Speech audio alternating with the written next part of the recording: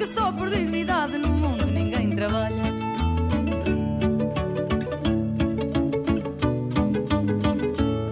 É ou não é que o povo nos diz que não, que o nariz não é feição, seja grande ou delicado, no meio da cara tem por força que se... Bienvenidos a bordo, bienvenidos a un programa que hoy tiene necesariamente otra actividad porque tenemos que seguir el rumbo, Javier, la velocidad del ministro de Economía. La hiperactividad. Exacto, del ministro de Economía, un hombre que duerme poco, menos de 4 horas dicen, que ahora estaba reunido en sus oficinas de la Avenida Libertador, que otros colaboradores de él, por ejemplo, estaban reunidos en la aduana,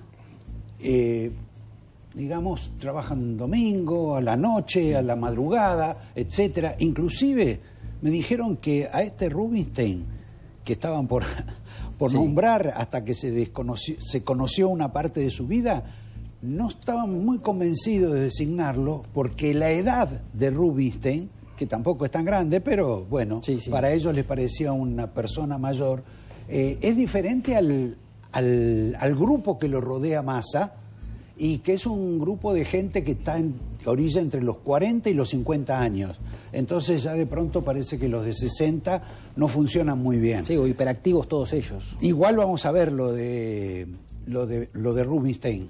Vamos a ver lo de Rubinstein y vamos a ver los anuncios que hizo Sergio Massa en el día de hoy. Claro, bueno, hace un ratito, ¿no? Hace un ratito sus anuncios. ¿A quién nombró? Secretaria de Energía, Flavia Rollón, de Salta, la que era la ministra de Energía y Minería en Salta. Bueno, va a venir a Buenos Aires a trabajar con el gobierno bajo el ministerio de Sergio Massa. Bueno, conviene 2 o 3 detalles. Uno, ella ha sido ministra del gobernador Sanz.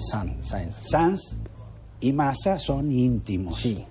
Inclusive algunos episodios de Sanz del pasado, muy simpáticos, Sanz. Gran cantor, etc. Sí.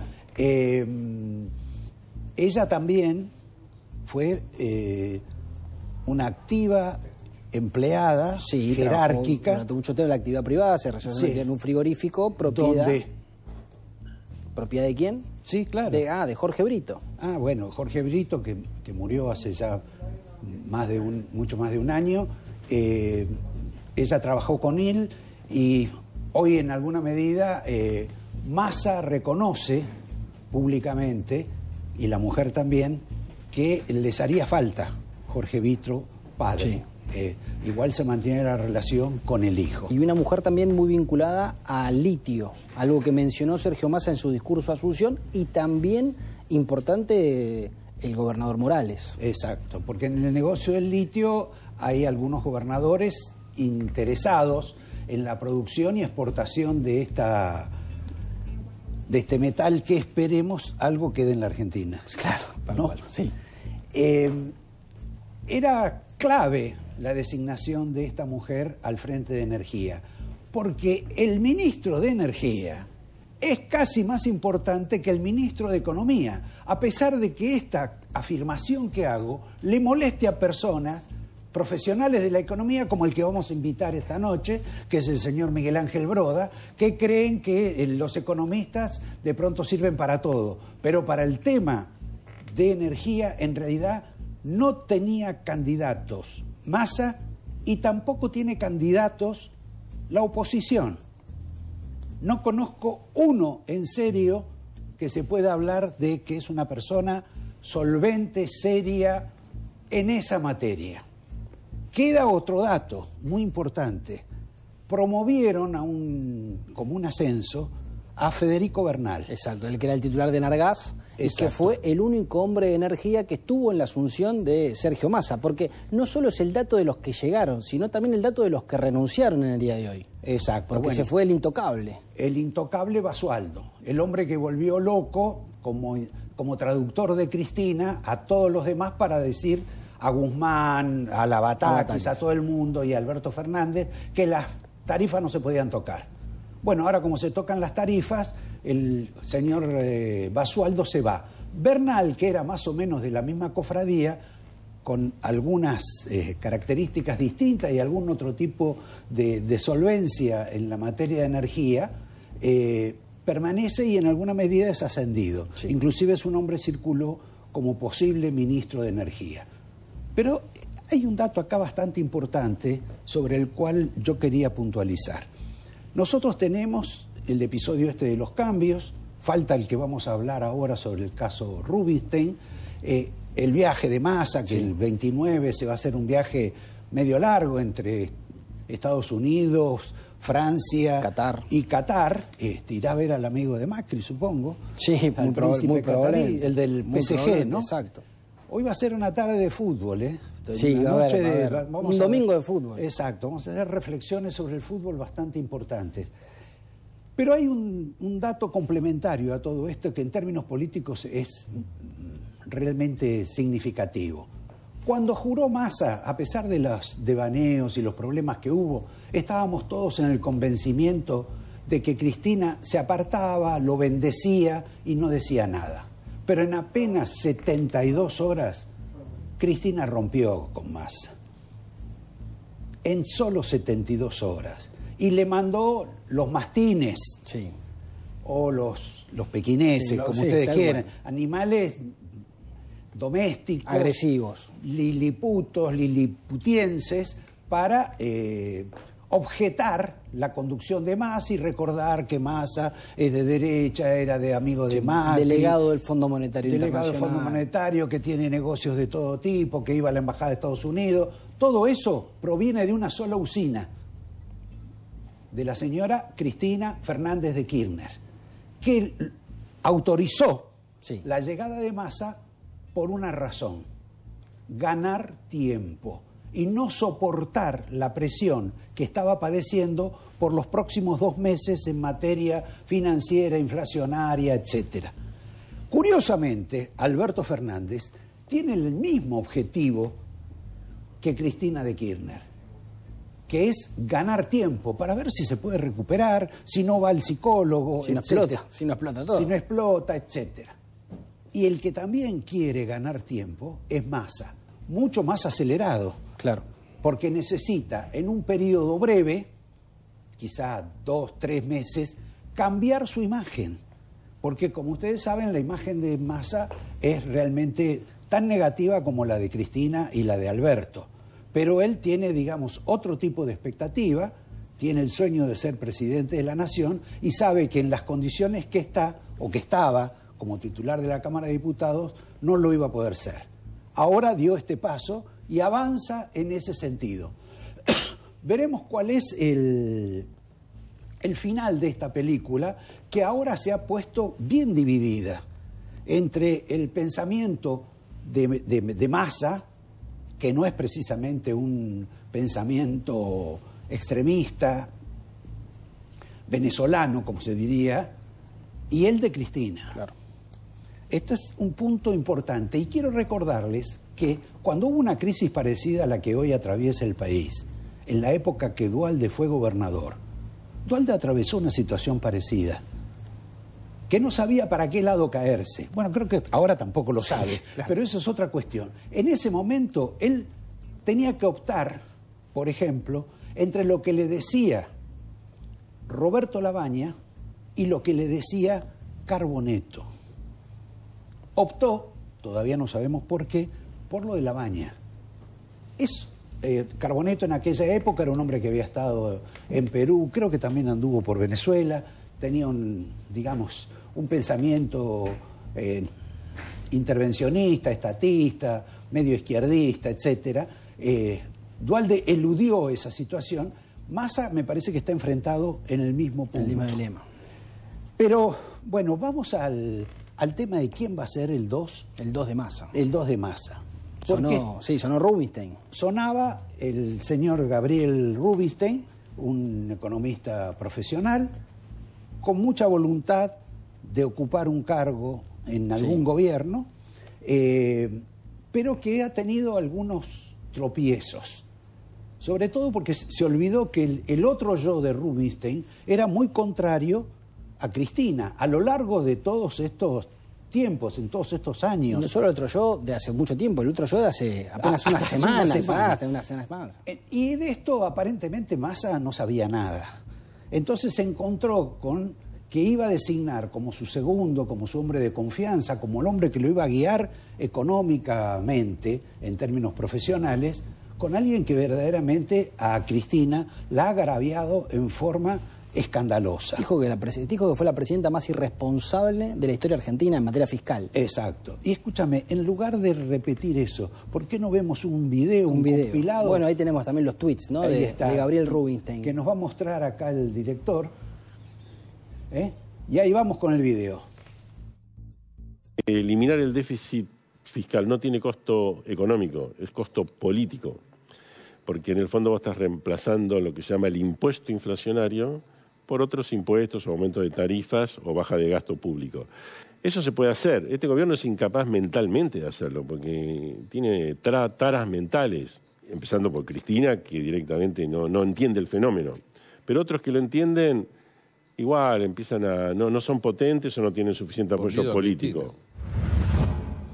Bien, el caso es que, según dicen, el martes, pasado mañana, llega al país de un viaje a Brasil y ahí se va a definir la situación. Claro, en realidad lo quieren convencer todavía.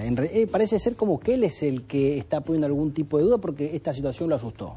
Me parece, yo que sea, soy como los emperadores. No, ya no va a Roma, agarrar, ya no va a agarrar. Me parece difícil. Los testimonios que él tiene son casi una provocación contra Cristina, más allá de que Cristina esté, digamos, distanciada en alguna medida de Massa o se hace la presidente. Pero también es cierto que es difícil encontrar un número 2 que sea un profesional de la economía y que haya tenido una mirada amable hacia las políticas del kirchnerismo, por lo menos que caiga bien en los mercados, que es importante que eso ocurra en los próximos tiempos. Sí, puede ser. De eso también lo podemos hablar con Broda, ¿no? Sí. Porque realmente hay por lo menos una gran corriente de economistas profesionales que no quieren subirse al tren de este gobierno bajo ningún aspecto. ¿Cuál es un poco la razón de esto?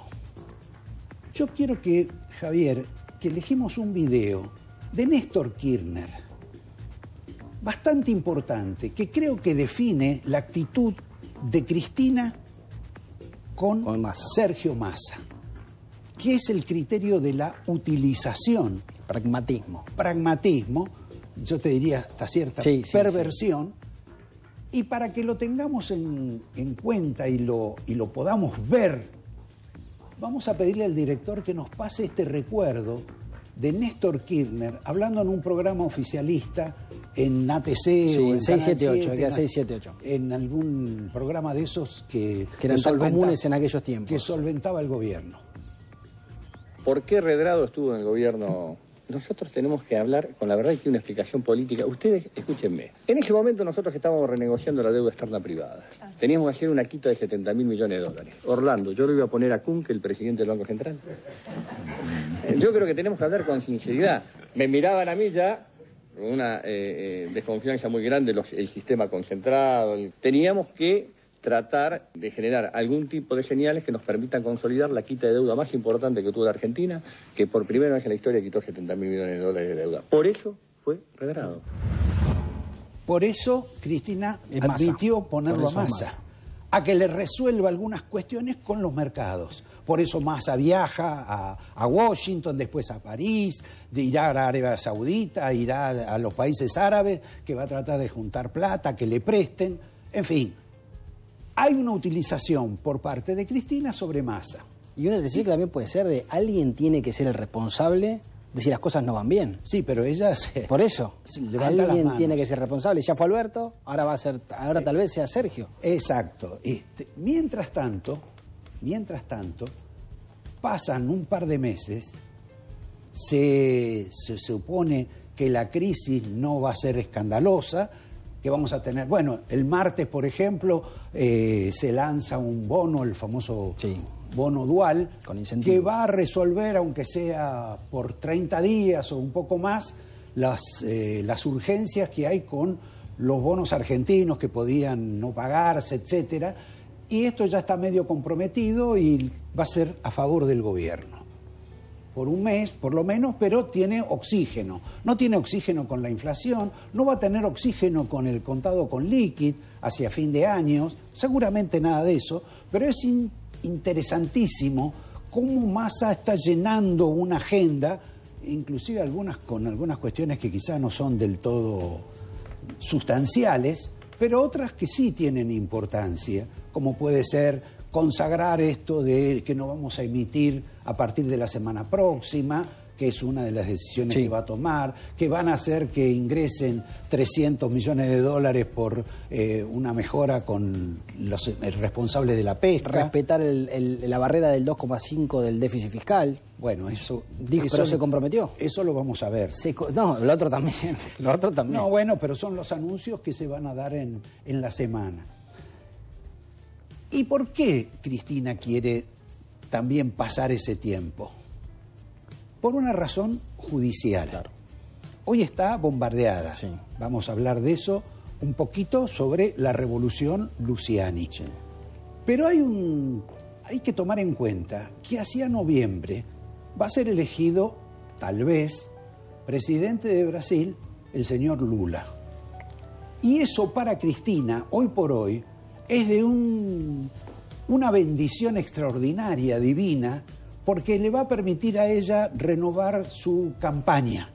Ahí va a cambiar la opinión con relación al tema de Massa, seguramente va a hablar del lawfare, de la persecución, etcétera. Se va a montar, a ponerse a babucha de Lula para hacer campaña interna. O sea que requiere estar hasta noviembre.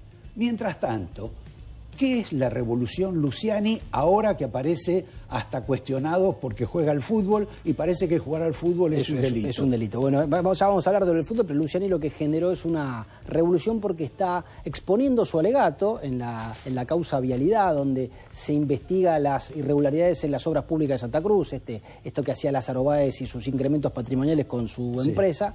Y la meticulosidad que tuvo el fiscal para describir los hechos es muy contundente. Algunos hablan de si alcanza para probar o no probar, pero lo cierto es que para Cristina, que le importaba que la historia la absolviera, la meticulosidad del fiscal va a hacer que la historia se esté escribiendo de otra forma.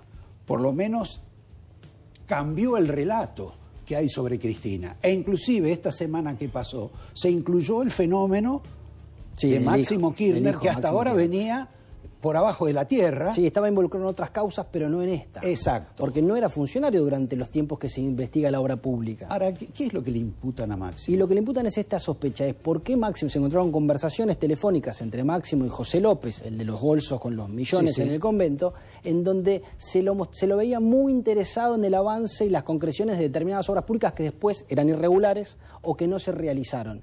Y además también hubo conversaciones entre Máximo en ese operativo que denuncia el fiscal de limpieza total cuando Cristina abandonaba el gobierno y había que limpiar todo eso. Entonces el fiscal dice, si usted chico que no era funcionario, que no tenía ningún interés en la administración pública, ¿por qué se involucraba de esta forma?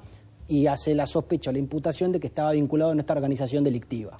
Hay un dato que curiosamente el fiscal no mencionó. Él habla de la relación de López con Cristina y eventualmente con Néstor. Pero entre los testimonios que debería buscar es un discurso de Cristina cuando vino el comandante Chávez a la Argentina, que fue justo el momento en que apareció la valija de Antonino Wilson. Hubo una gran reunión en la Casa Rosada donde hablaron varios y donde habló Cristina. Y Cristina lo trató a López, al señor de los bolsos, como su hijo. Como su hijo. Y se lo recordaba a Néstor, porque ellos en alguna medida lo habían criado políticamente. Esto es, le habían enseñado a López, a José López. No sé por qué el fiscal no entró en ese video, que también serviría para alumbrar, no para constituir pruebas.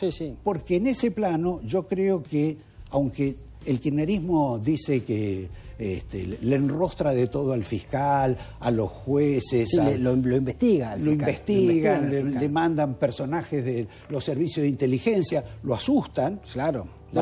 Al tribunal, a los jueces del tribunal, ¿te acordás que les violentaron las declaraciones juradas? Bueno, eso también, pero han asustado a la familia, tanto que la familia, que es muy cerca de la religión católica y tiene grupos de oración y ese tipo de cuestiones, está muy preocupada por esa situación. Y te digo que no es Luciani solo, son 5 las personas que han trabajado en esta especie de mega acusación sobre Cristina de Kirchner. Que faltan 2 semanas más todavía. Faltan todavía 2 semanas más, es cierto. Y además, del lado kirchnerista, aparecen diciendo pavadas, insultos sobre Luciani, Sí.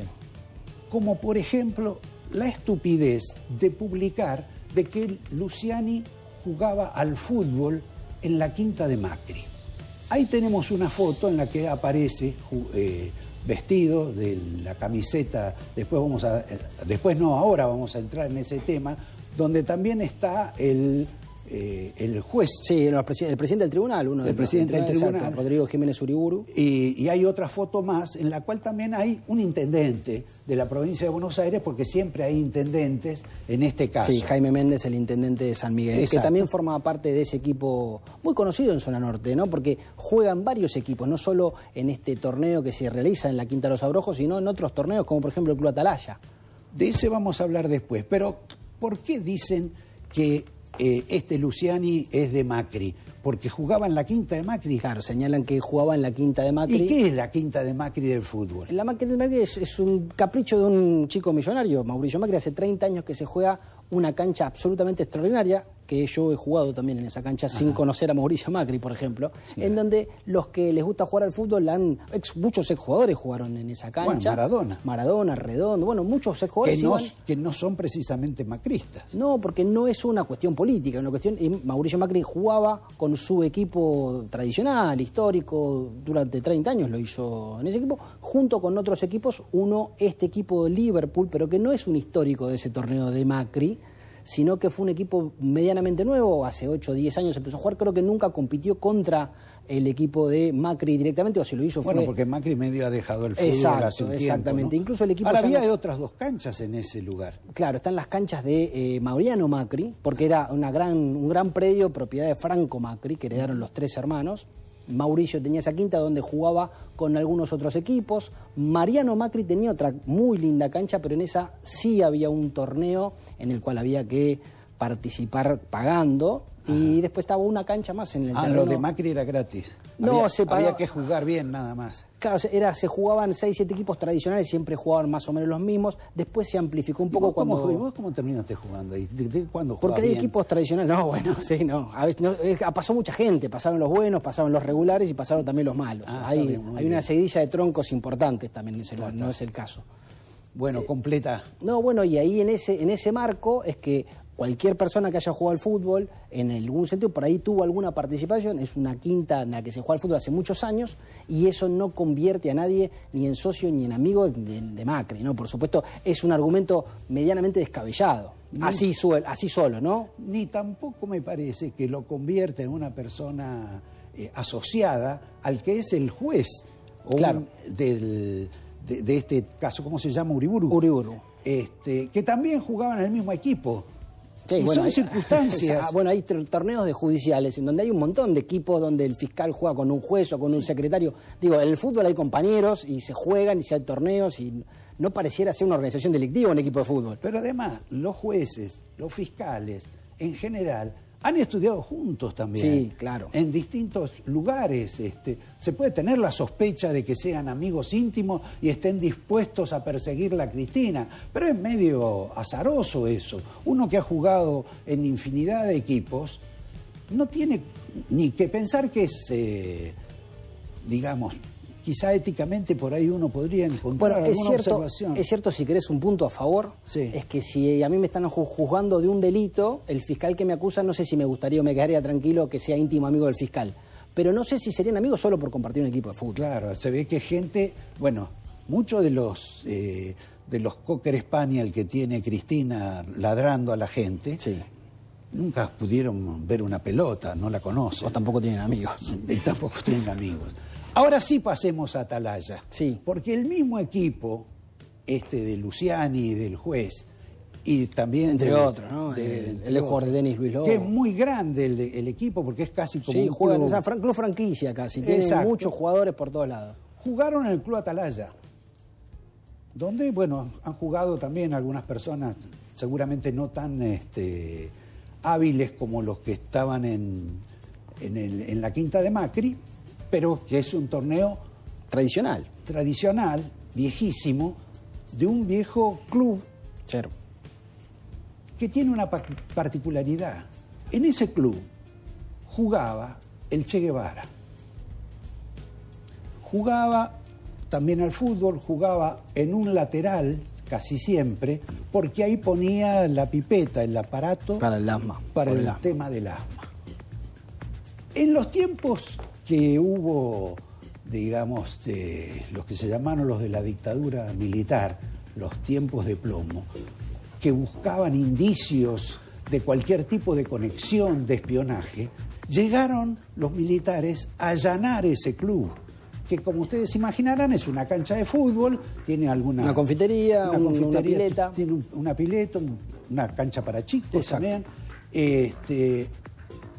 Lo llegaron a allanar a esa suerte de casilla que tenía, con las fichas de la gente que estaba asociada.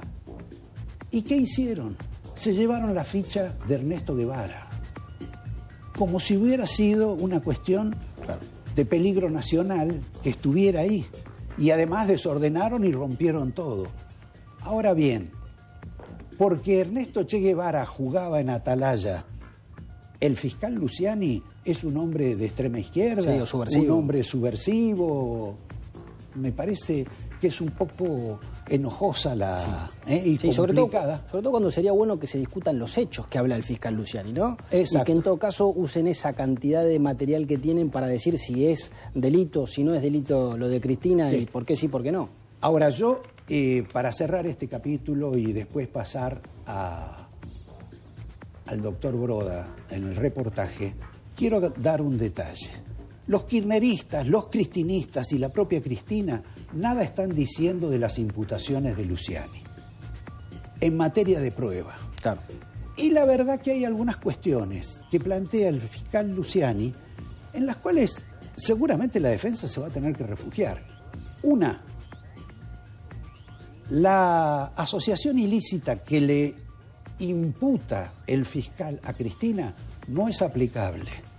Ya lo determinó la Corte en tiempos de esa Corte que tanto odiaba a Cristina y en la cual ella va a buscar refugio, que era la Corte de Menem, diciendo que la asociación ilícita no se podía complicar al Ejecutivo Claro. en estos temas. Ese es un punto. El otro punto, importante también, es que muchas de las operaciones que se hicieron, franquicias, concesiones, etcétera, irregulares en su mayoría o lo que sea, fueron hechas en Santa Cruz, bajo una ley provincial, votada por todos los partidos de la provincia. Ustedes con toda la razón pueden decir, los Kirchner tenían en un puño a todos los legisladores de la provincia. Posiblemente sea cierto, pero todos esos legisladores votaron a favor de lo que se le imputa a Cristina. Incluso en los presupuestos nacionales estaban las obras. Exactamente. Y el otro detalle que creo que también en alguna medida va a haber que encontrar es, hemos hablado o se habla de que los Kirchner se quedaron, conjunto a Báez y alguna otra subsidiaria, con un PBI de la Argentina. Hasta ahora han aparecido infinidad de plata malavida, malversada, etcétera, pero ni por asomo se acerca a un PBI. No, eso es cierto, pero también es cierto una cosa que señala el fiscal Luciani, que es el crecimiento patrimonial de Báez en 11 años fue 12.000%, y el de Austral Construcciones en esos 11 años fue de 41.000%.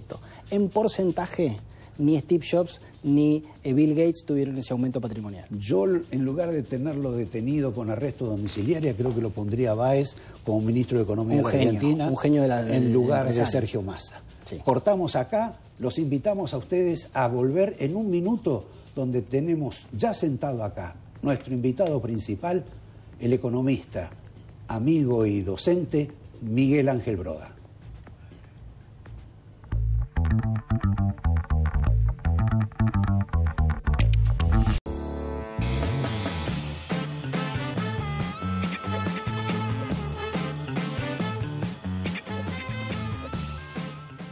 Bien, antes de de pasar a conversar con Miguel, quiero recordarles que acaba de emitir un tuit la doctora Cristina Fernández de Kirchner, que alude justamente a lo que recién hablábamos sobre el tema del fútbol, o sea que estamos muy actualizados, estamos en la preocupación, está en la preocupación de la doctora, y ella dice que es una conspiración el hecho de que, exacto, es la prueba de la conspiración, de que jueguen en el equipo de Liverpool, exacto, un fiscal y un juez.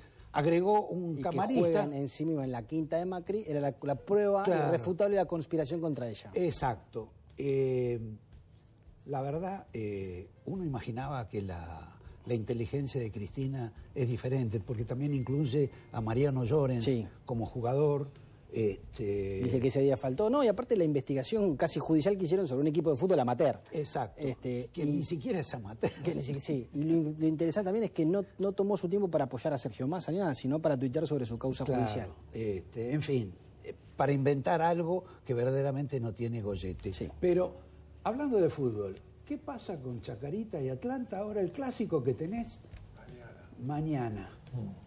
Atlanta no anda muy bien, pero si Dios quiere, a ese equipo le vamos a ganar. Está muy bien, ¿eh? Son como los de Independiente para Racing.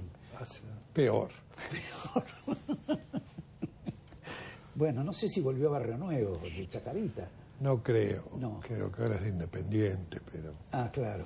Y eso que está Moyano, ¿no?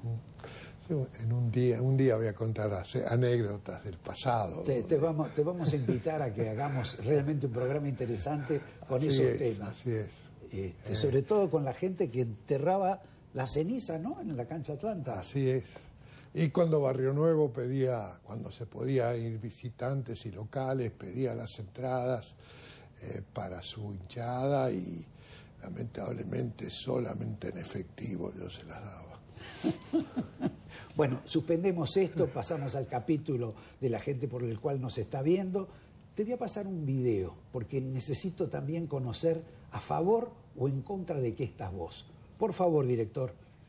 La escasez de dólares, esta es la verdadera causa de la disparada de los precios. ¿Vieron que les dicen a todos que la inflación es por la emisión? Vieron que hacen inclusive la maniobra de la maquinita. Porque la gente repite, es porque le han dado la maquinita, entonces tiene la idea de que muchos billetes y mucha plata causan la inflación. El segundo paso de esa estrategia comunicacional, es decir, los aumentos de salarios, los aumentos de las jubilaciones, los aumentos de los aguachos, son inflacionarios. No hay que aumentar salarios. Básicamente lo que vamos a hacer es no pedirle más plata de emisión para financiar al Tesoro al Banco Central. Nos vamos a arreglar con los recursos que recaudamos y con financiamiento que podamos conseguir del sector privado. Básicamente es eso. ¿Puedo pedirte una opinión? No, desde ya. La lógica económica de la vicepresidenta no tiene ningún asidero con ningún libro.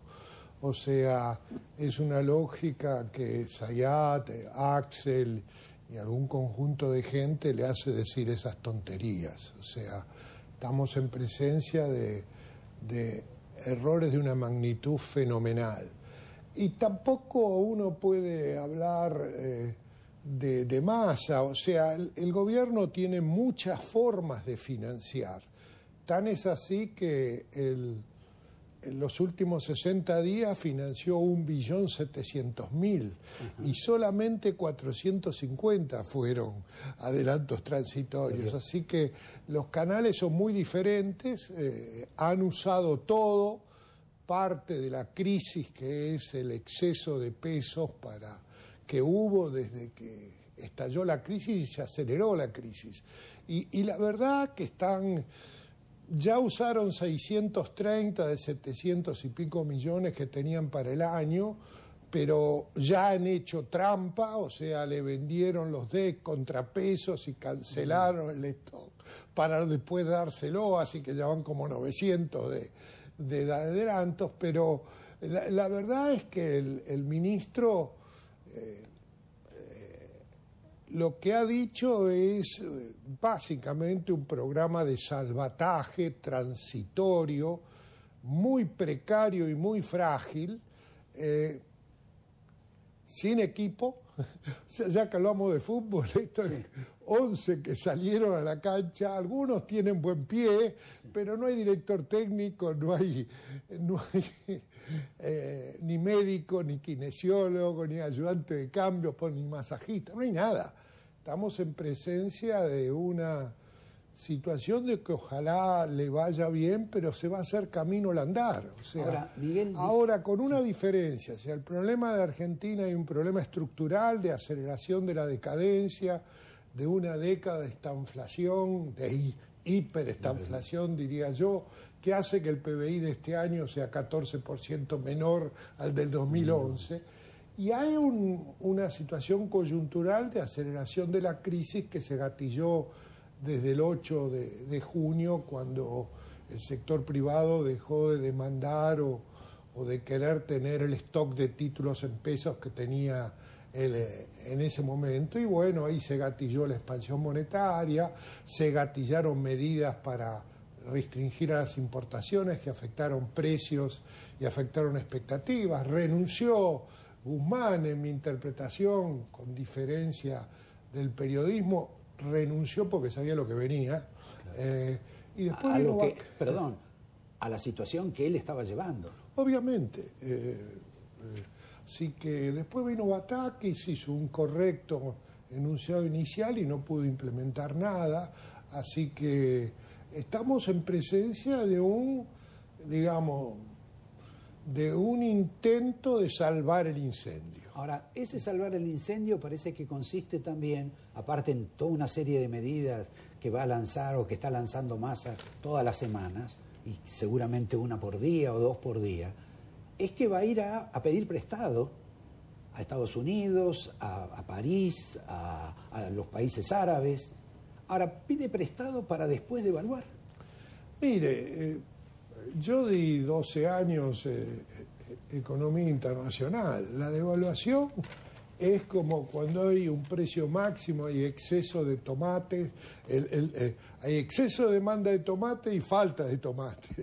O sea, cuando uno tiene ese problema, el precio tiene que ajustar. O sea, la devaluación es la que disminuye la cantidad demandada de dólares y que estimula la oferta de dólares al subir el precio de lo que se paga.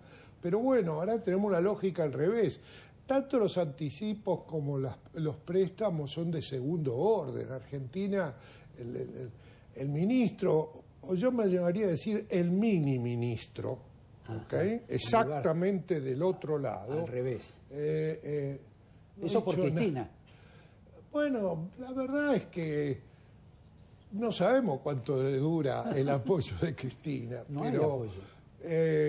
Una de las cuestiones fundamentales del desequilibrio de Argentina, que es el sector externo, no hemos visto nada. Los anticipos de exportación van a ser después, va a faltar, va a entrar menos en noviembre y diciembre. Pero la cuestión fiscal, que obviamente es la madre de todos los problemas, y la dominancia fiscal de la política monetaria, y que eso es lo que causa la restricción externa y cómo estamos. La cuestión fiscal es asombroso lo que anunció el ministro, y Dios quiera que pueda juntar un equipo de macroeconomistas, porque va a ser muy difícil, pensar en equilibrio general cuando está Mendiguren y Tombolini, para decirlo de una manera elegante. Sí, sí. O sea, y no es solo un secretario de política económica, tiene que haber varios equipos de macroeconomistas. El ministro piensa repetir la experiencia de Cardoso.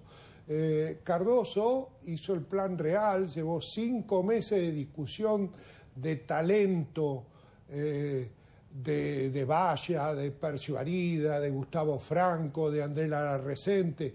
Entre los economistas más juniors, que estos eran seniors, había algunos muy buenos macroeconomistas que hicieron la tesis conmigo en la Universidad de San Pablo. Así que, y el presidente Guzmán, el presidente Cardoso, o el ministro en ese momento, que había sido canciller antes, era un intelectual que claramente encontraba, no solo recibía el insumo de los técnicos que hicieron el Real y que luego posibilitaron que le Cardoso... hicieron cambiar la cabeza a él también.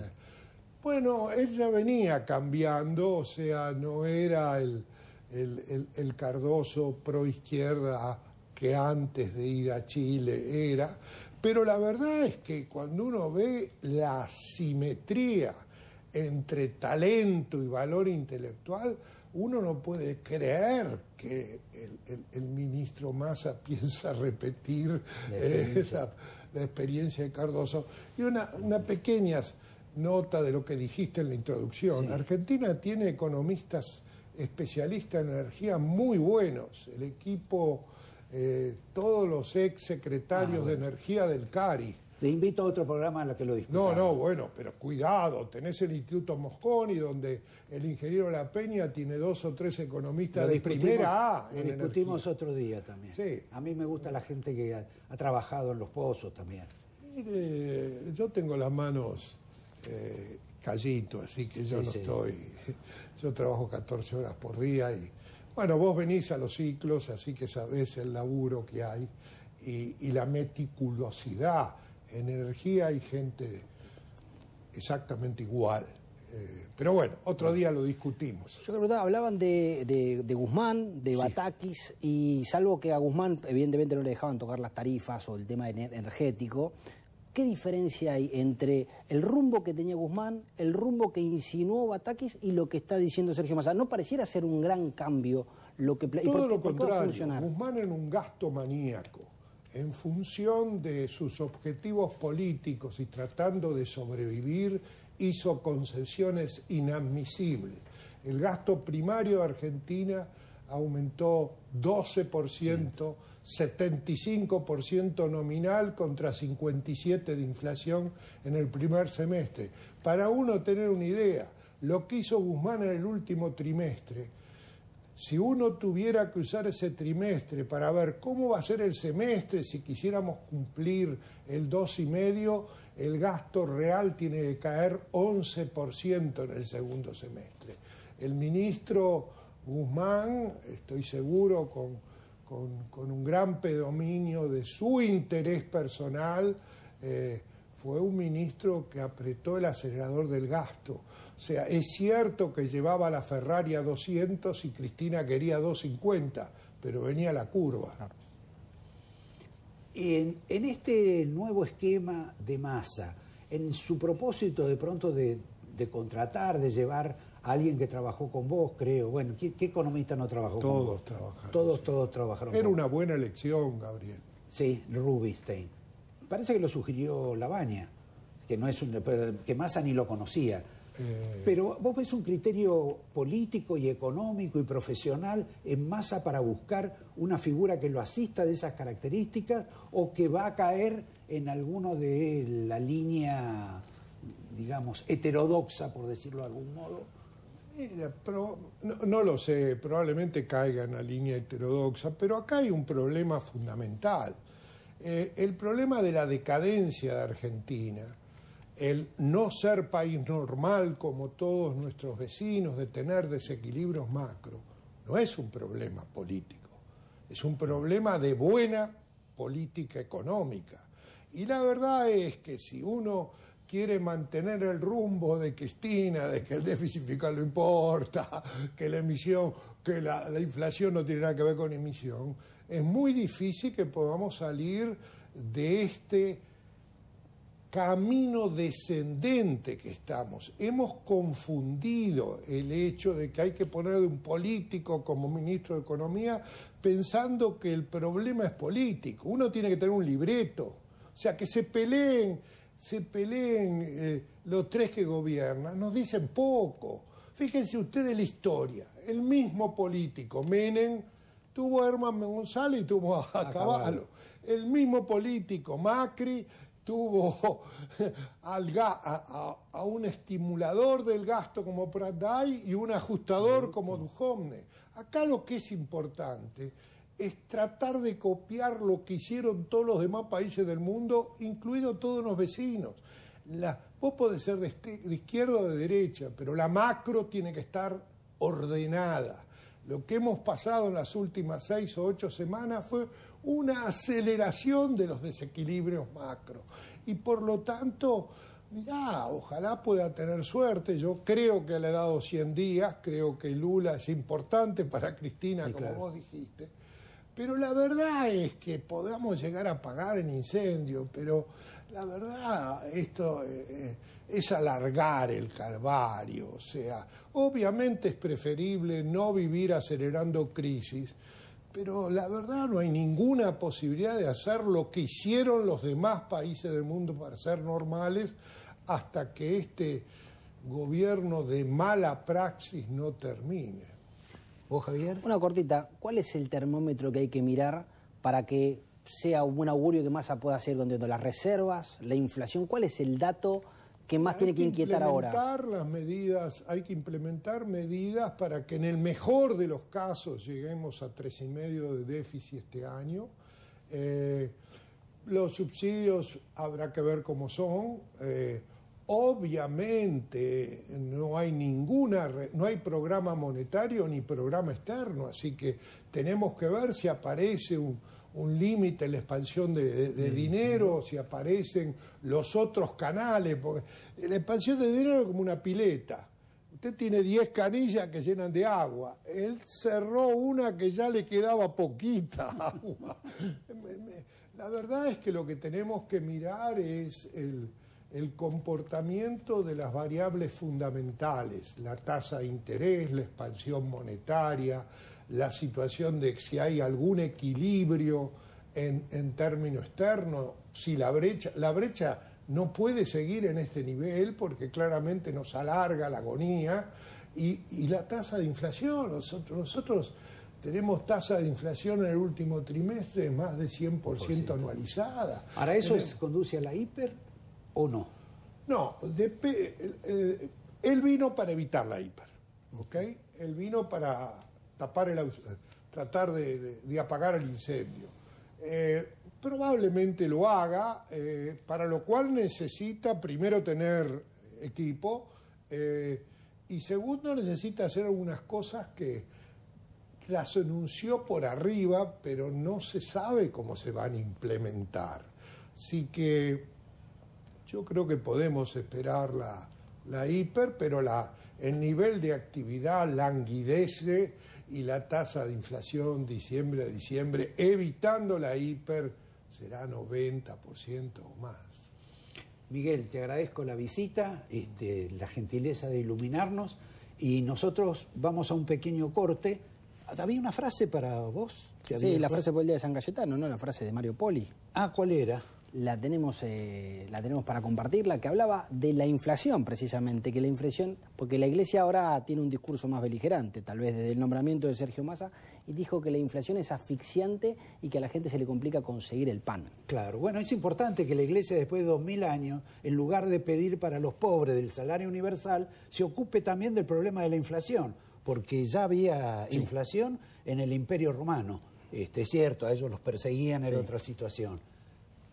Después del corte vamos a hablar un poco de esto, del Papa, de Grabois, de Delia y de esta pelea casi absurda y misteriosa para muchos entre el Papa y nuestro amigo Sergio Massa. Pelea que viene desde hace muchísimos años y en la cual hay uno que no quiere pelear. Ahora se lo vamos a descubrir después del corte.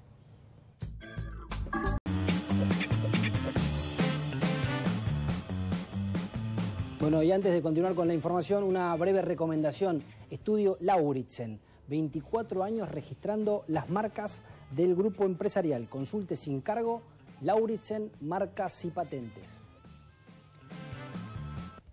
Quiero notificarles que uno de los problemas que tiene este gobierno, que tenemos los argentinos, es la cuestión de los mapuches.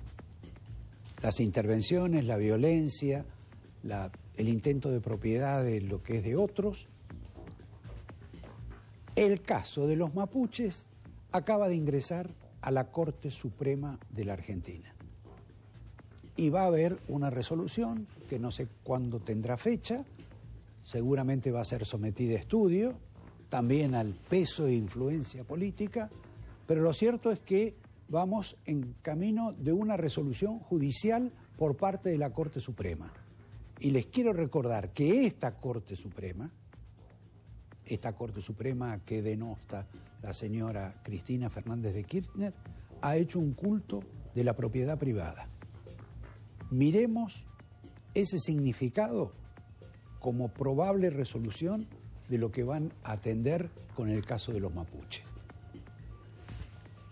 Javier, hoy pasó lo de San Cayetano. Día de marchas y movilizaciones. El 7 de agosto, el famoso 7 de agosto de la rosquita, donde la gente iba a pedir trabajo antes. Claro. Nunca supe por qué le van a pedir trabajo a San Cayetano. Solo en Argentina es el patrono del trabajo y el pan, porque es el patrono el santo de la providencia, pero acá se popularizó por el trabajo. Algunos dicen que desde la época de la crisis del 30. Ajá. Lo cierto es que es un santo ya del 1600, ¿no? Cuando se le reconoció la santidad por los milagros, pero era un hombre que se buscaba a los enfermos y los pobres, no tenía vinculaciones con el trabajo. O sea que si en el 30 apareció él, acá, digamos, como figura para conseguir trabajo, después de esta crisis puede aparecer otro santo. Uno nuevo, ¿no? Uno nuevo. San Masa no. No creo. Hablando de San Masa, el Papa y estos barullos que hace el señor Grabois, que por otra parte es muy interesante la pelea de Grabois con Delía. Sí, muy interesante. Si el director nos tiene ahí a mano, es interesante conocer y ver cómo se insultan, se agravian y se muestran desnudos. ¿Lo podemos ver, director? Bueno, Delía que viene peleándose con varios, ¿no? Peleándose con Grabois, también con Máximo. Sí. Lo acusó de cosas bastante... Bueno, me parece que no lo podemos ver. No está, ¿no? No. Pero bueno, era la acusación de Delía de que Grabois era empleado de Larreta. Exacto. Era... De Larreta y de Pepín Rodríguez Simón. Pepín Rodríguez Simón, ahí tenés. Ahí tenés el de Delía, ¿no? No me extraña que Juan Grabois, un hombre de Horacio Rodríguez Larreta, hoy haya declarado la guerra a Fernández y haya abandonado su suerte a Cristina Fernández. Mientras el macrismo empuja el dólar y la inflación... Esto es viejo, ¿no? Sí. Lo decía en toda esa situación. Bueno, no viejo pero la acusación de Delía es vieja sobre Grabois. Acá está la foto de Grabois con Pepín, el prófugo, exilado. según el kirchnerismo, claro, el prófugo de la justicia, Pepín Rodríguez Simón. Ahora, a mí me gustaría conocer la cabeza de este representante del Papa en la Argentina con relación a su lucha. Claro. Que uno tenía algún tipo de criterio sobre la lucha que él trataba de protagonizar para los pobres, pero que la manifiesta de otra manera. Es bastante singular cómo lo expresa Grabois. Porque nosotros cuando peleamos por plata. O sea, nosotros vamos a hacer un quilombo ahora para sacar plata, no es para hacer la revolución. Entonces esa plata de algún lado sale, la pone el Estado, ¿no? Cada día se la saca. Bueno, la verdad que sí. No es la revolución. Es sincero. Y amagó con irse del gobierno, dejar el espacio, se ve que la plata ya no alcanza. Claro. Bueno, la furia del caballero Grabois tiene que ver con la furia del Papa con el señor Massa. Tienen un litigio de hace muchísimo tiempo, de cuando Massa era jefe de gabinete de Néstor Kirchner. De Cristina. En esa época, de Cristina. Bueno, estaban los dos. Estaban los dos. En esa época, el hoy Papa, en esa época Jorge Bergoglio, sostenía que el gobierno, vía los Kirchner y Massa, lo perseguían, lo difamaban. Tenía también algunos cocker que lo mordían. Y entre otras cuestiones, decía que le trataban de poner mujeres donde él vivía, para demostrar, esto está dicho por el Papa, no ahora, sino en aquel momento, y tengo testigos, varios, si alguien pone en duda lo que estamos diciendo. Que la persecución era tan absurda que llegaban a ese extremo, que lo filmaban, bueno, infinidad de cuestiones. Estaba absolutamente perseguido por Néstor, Cristina y Massa. Era señalado como el líder de la oposición. Exacto. Y que inclusive le intentaron hacer un golpe en una jornada muy particular en la cual lo iban a reemplazar, apretando al Vaticano y para poner en su lugar a otro obispo. Sí, más conservador. Más conservador, no. Era un hombre con otras libertades, Sí. sobre todo con los niños, que era un obispo, creo que de Santiago del Estero, sí. que era su gran candidato, el candidato de los Kirchner y de Massa para reemplazar al Papa. Desde entonces el Papa no los perdonó, mejor dicho, perdonó a Cristina. A Néstor no tuvo ocasión de perdonarlo porque no se fue antes, y a Papa y a Massa no lo perdonó nunca, a pesar de que intervinieron infinidad de personas para que el Papa lo recibiera, para que le diera una entrevista, para que aceptara sus disculpas, si es que había disculpas. ¿Qué hizo el Papa? Porque finalmente es un caballero. Sí. Dijo, bueno, en lugar de eso, que me mande una carta. Eso sí, escrita a mano. Escrita a mano donde me explique las razones por las cuales se disculpa o no se disculpa, me explica, etcétera. Y yo después la observo y veo cómo... Evalúo. Y evalúo. Por supuesto, Massa hizo la carta y no tuvo respuesta. Creo que después hizo otra carta más y tampoco tuvo respuesta. Razón por la cual hay que pensar que el Papa hoy consideró siempre que Massa fue el único responsable de ese complot, de esa asociación ilícita que integraba con los Kirchner, y los perdonó solo al matrimonio. Sí. ¿Cómo es lo de perdonar es divino? Porque es lo que dicen algunos, es perdonar es divino, pero el Papa es un hombre. Exacto. Mientras tanto, no tiene problemas en recibir pasado mañana al señor Pablo Moyano, porque el señor Pablo Moyano, de camioneros, como de otros gremios, siempre han solventado, contribuido, donado a la Iglesia. Con los Moyano no hay ese problema que sí tiene Massa. Me parece que tenemos que cerrar acá. Hay que cerrar. Nos despedimos, le volvemos a agradecer al compañero Broda su presencia y los conceptos que nos vertió acá sobre el futuro de la economía argentina. ¿Algo más antes de irnos? No, ya estamos ¿No? pasando. No, sí, hay que hablar de la solidaridad que queremos tener, por lo menos en esta profesión, con la señora Viviana Canosa. Nada más y buenas noches.